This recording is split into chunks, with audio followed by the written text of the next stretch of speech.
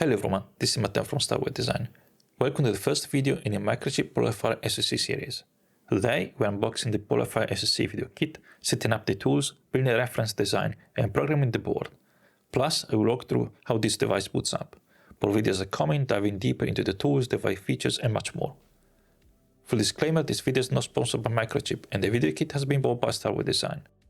Command lines, links, etc. are available in the blog post on the Starway Design website. Let's begin.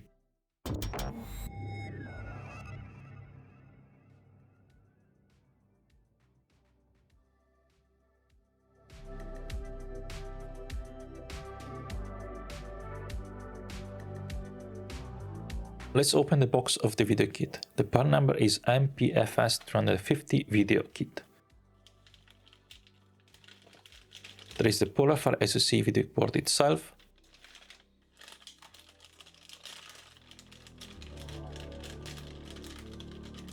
a plug-in board with two 4K 30 frames per second camera based on the Sony IMX334 sensor,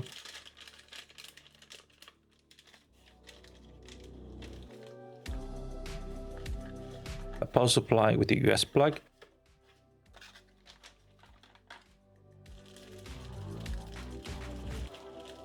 HDMI cable, Ethernet cable, two USB cables. Let's take a closer look at the board. It has 250 FPGA like the Icicle kit, but in a larger package with 1152 pins. There is a single 2GB 32-bit chip or low-power DDR4 memory connected to the processor subsystem. 4 chips of DDR4 memory for a total of 4GB with a 64 bits data bus connected to the programmable logic. 2 GB Ethernet ports, the PCI Express 16 lanes root port connector with 4 lanes wired to the FPGA. There's an embedded Flash Pro 6 JTAG interface implemented using Smart Fusion 2 SoC with an ARM Cortex-M plus FPGA. There's a connector for using external JTAG programmer.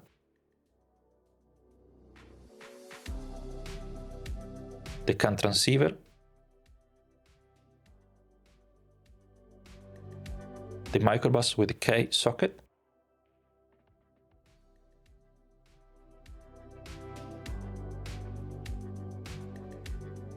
there is the eMMC multiplexer with the microSD card connector. There is an FMC connector, which is really useful, but I have removed the Raspberry Pi 40 pins header present on the Icicle kit. While you can get an FMC board with headers for low-speed IOs, I would prefer both an FMC connector and 4-pin headers, but from the schematics looks like they ran out of pins on the FPGA. There is a footprint for a Wi-Fi/BLE module, which is missing. The module itself is based on the Atmel Microchip chip, which supports 802.1 BGN Wi-Fi and Bluetooth Low Energy 5 using SDIO and UART to connect to the SoC. For clocking, there is a 50 MHz single-ended oscillator, a 100 MHz/125 MHz selectable clock for the processor transceivers,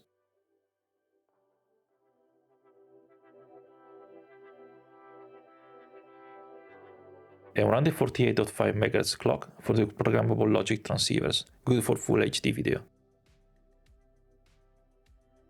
and a 100 MHz clock for the PCI Express.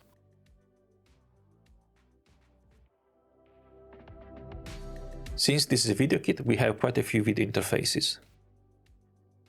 There are 2 HDMI ports, one input and one output. Except for HDMI redriver IC, the 2 ports are connected directly to the transceivers of the Polarfire SoC. There is a connector for a display with MIPI-DSI signals, not sure if that connector is a sort of standard connector. Then there is the backplane connector with the MIPI-CSI signals for the dual camera plug-in board. I couldn't find a schematic for the add-on board and I don't see if there's a way to synchronize the 2 cameras for stereoscopic applications. Maybe there are signals between the 2 sensors for the synchronization on the plug-in board. There are 4 current and voltage monitors PAC1934 with a USB to I2C converter chip, so you can use a PC to read the measurements. In total there are 4 USB connectors. one for the USB to UART adapter with 4 channels,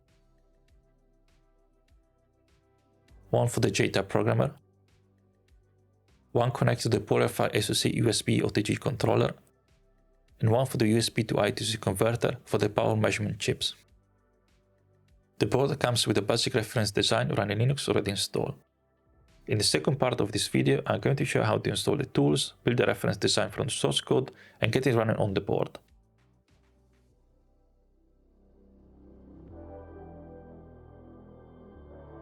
Let's download the 2023.2 version of LibreSoC, since the reference design currently supports this version.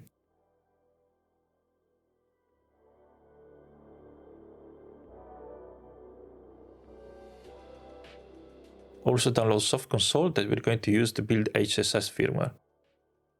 In this video, we're going to use soft console 2022.2. We're going to build everything on Ubuntu 22, since it is supported by both LibreSoC and soft console. Uncompress the zip file and start the Libre installer.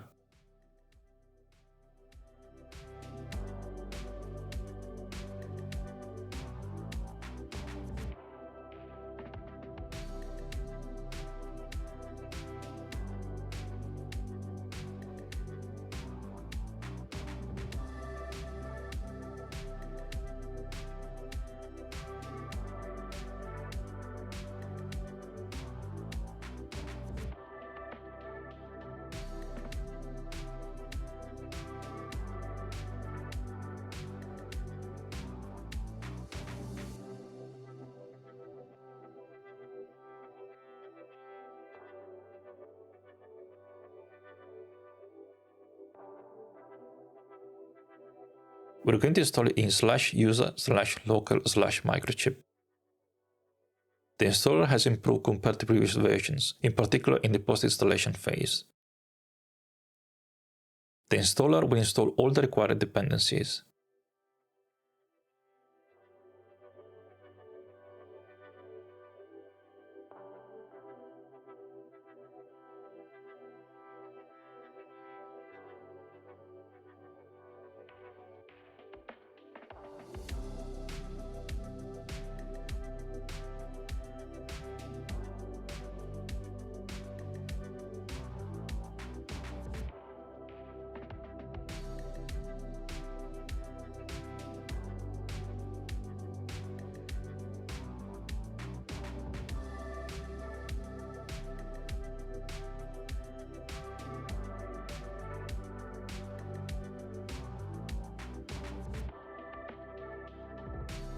Just be mindful that you can't move the installation directory after the software has been installed. To uninstall the software, you can't simply delete the directory. You will not be able to reinstall the software in the same directory again. You have to edit this file either in your home directory or in /var if you install the software as root. If you need further information, there's a very good document called LibreSoC Linux Setup User Guide.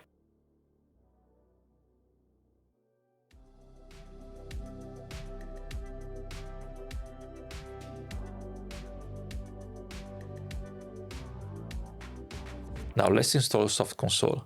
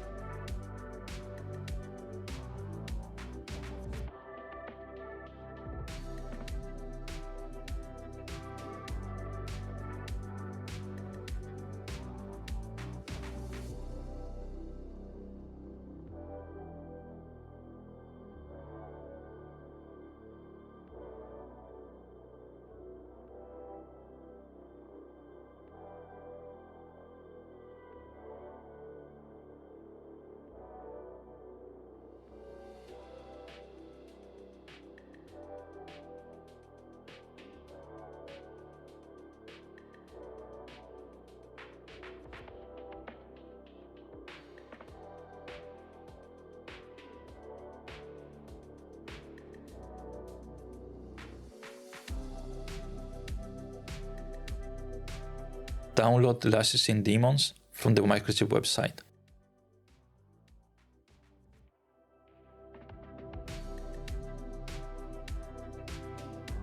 create a directory for the licensing daemons and extract the archive.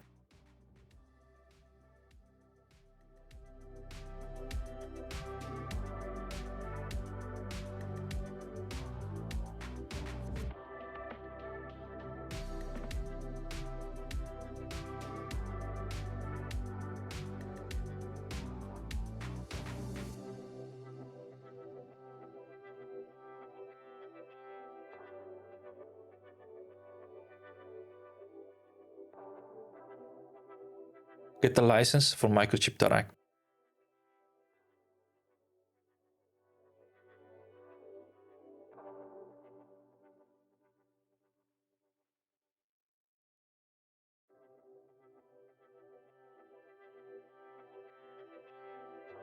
For the Polarfire video kit, get a 1-year silver floating free license. Get the MAC address using ifconfig. Remove the colons from the MAC address and send the license request. It will take a few minutes for the license to be generated. Edit the license file to add the hostname and the path of the license daemons.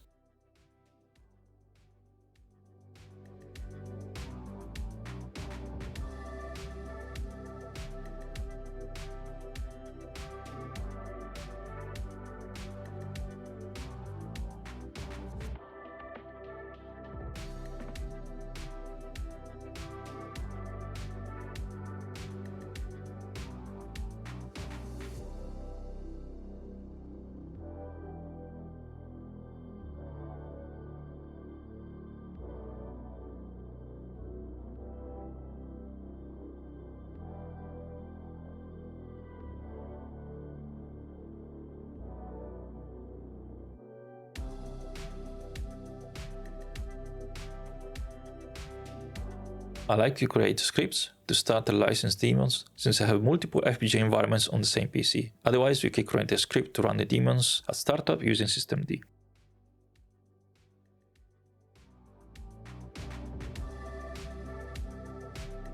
Let's create a script with all the environment variables like port and file name for the license server, paths, etc.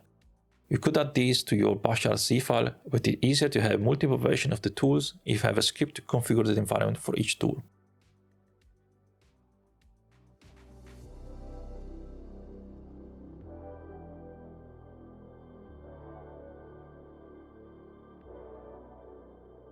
Now let's start the license daemons. If you see no such file or directory, install the missing lsb-core package.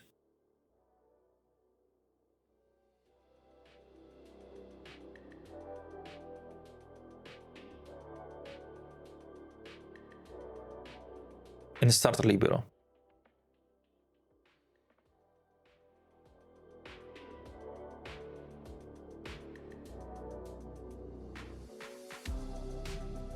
The vault is where libero stores all the epic cores. Since libero was installed in /user/local, the default vault path is not writable by normal user, so let's change it to a subdirectory inside our home directory. Now that we have installed libero.cc, let's build the FPGA image for the video kit reference design.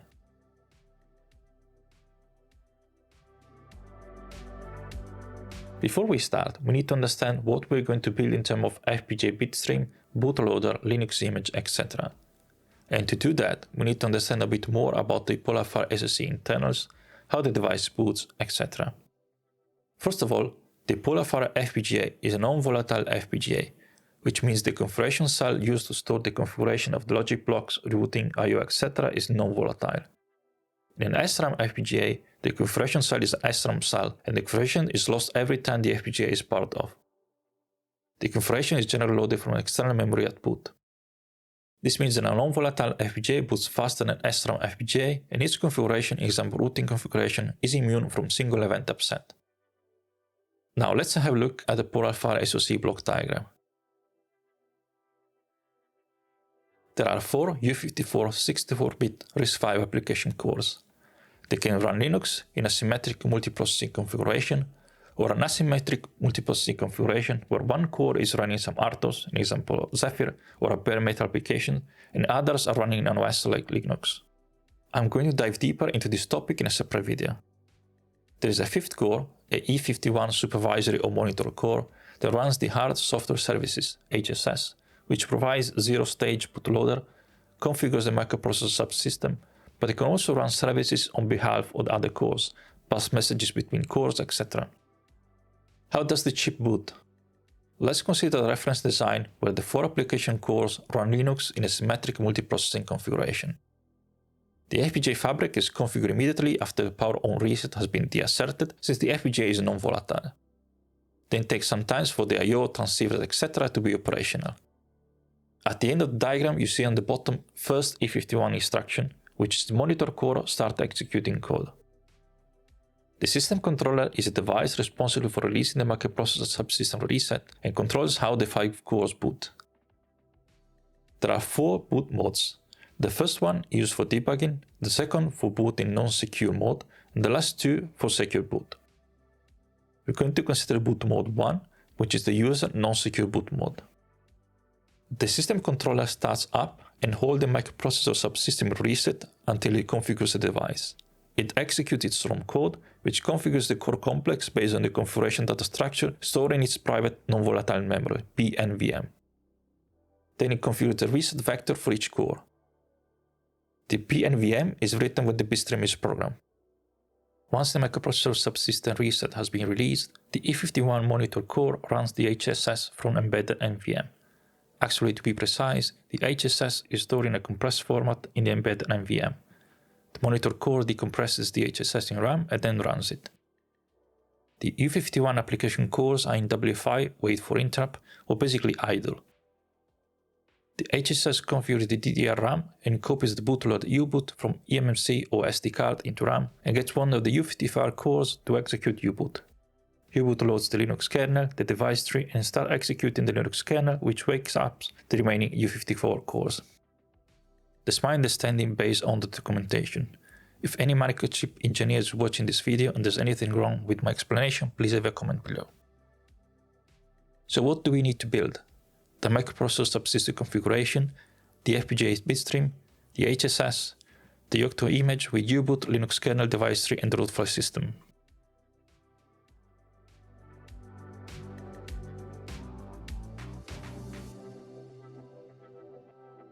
The microprocessor subsystem is configured using the Polarfire SoC MSS configurator. This software tool takes user inputs and generates an MSS configuration file XML along with the MSS component file. The XML file is used by the Polarfire SoC configuration generator to generate configuration header files by meta application or for the HSS. The MSS component file can be imported into the LibreSoC design using the FPGA design flow.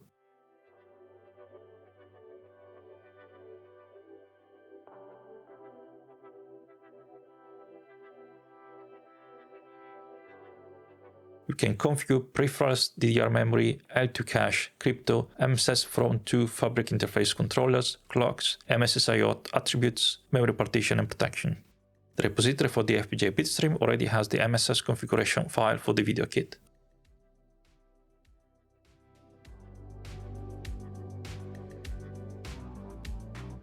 Let's create a directory for the video kit reference design.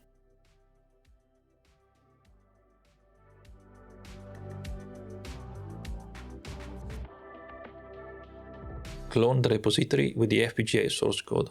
At the time of creating this video, the latest version of the reference design supports LibreSoC 2023.2. Be sure to check the LibreSoC version support when you download the reference design. Start Libre.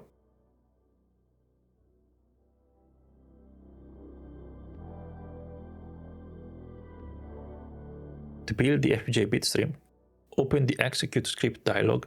Execute the video kit reference design script.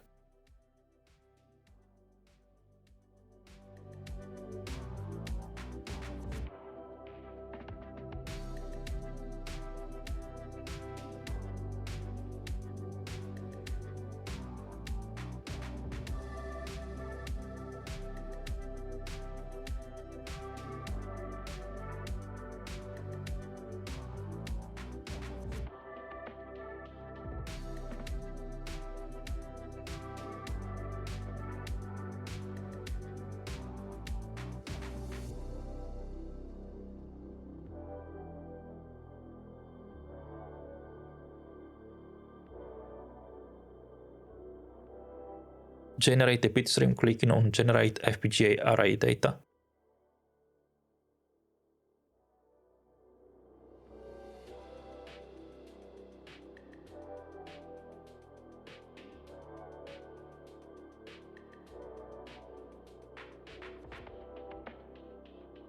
Make sure the board is powered up and the JTAG programmer USB port is connected to your PC.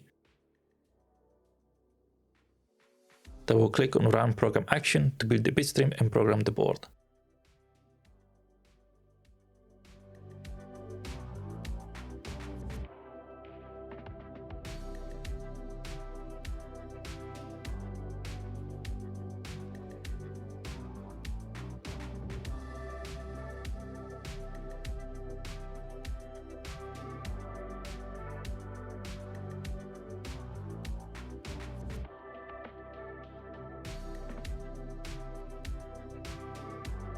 Clone the HSS repository.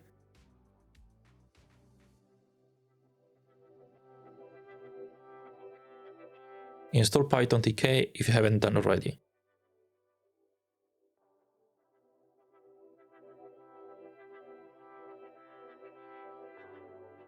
Configure an environment.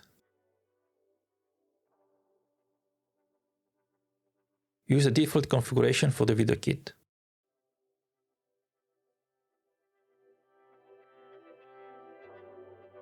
Here is where you can change the XML file generated by the Polarfire SoC MSS configurator.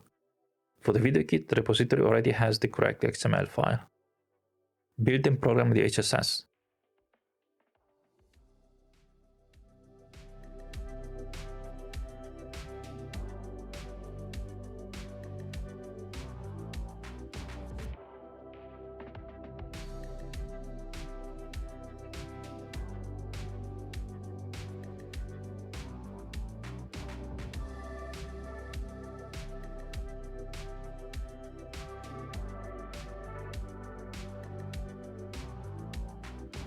Let's build the Yocto image.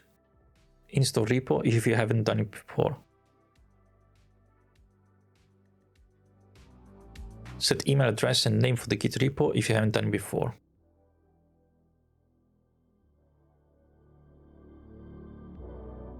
Clone the repository with the repo manifest.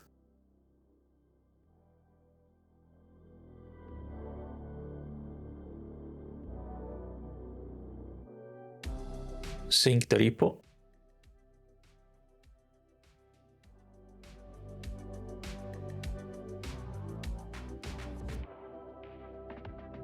Make sure you have all the packages required by Yocto.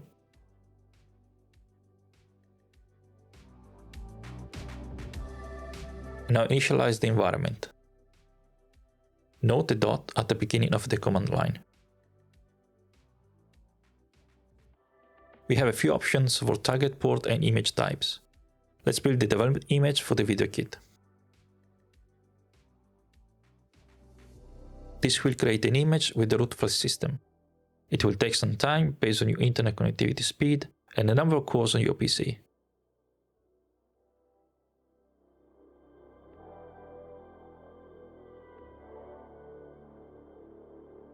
Let's use bmap to write the image to the microSD card. Note that this will erase the entire SD card. Insert the microSD card to your PC and check the device name with the image. Unmount the SD card. In this case, I have written the SD card previously, so I unmount the boot and root partitions. And now write the image. Note that I use SDB and not SDB1, which means the entire SD card.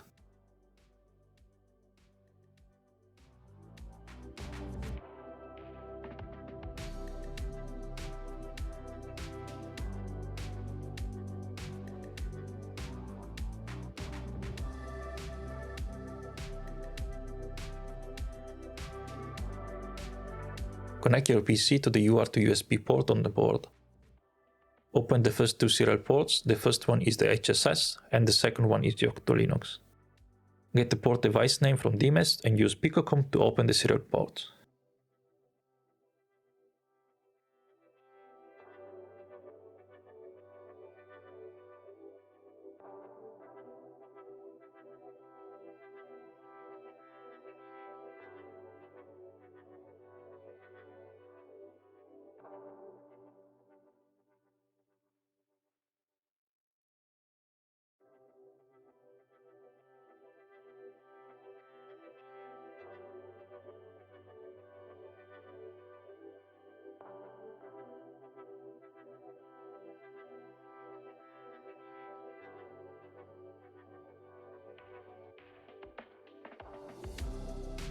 The power monitor devices are really useful for collecting measurements on your specific FPGA design and then designing the power supply for your custom board.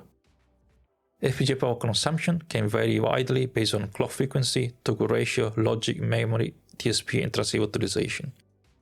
While FPGA vendors provide spreadsheets to create a power consumption estimate, if you're going to design a proof of concept on a development board, which you should, it is easier to measure the current on the development board itself.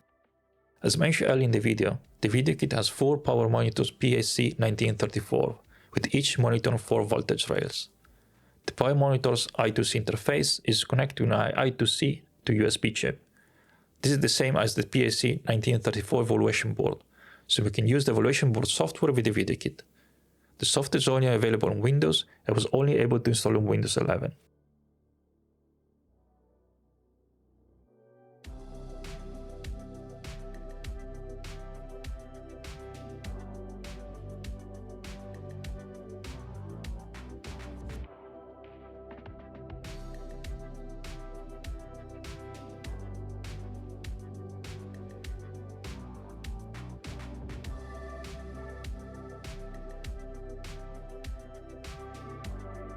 From the PAC1934 evaluation board page, you can also download an example written in Python to read the measurements from the chip if you want to write your own software.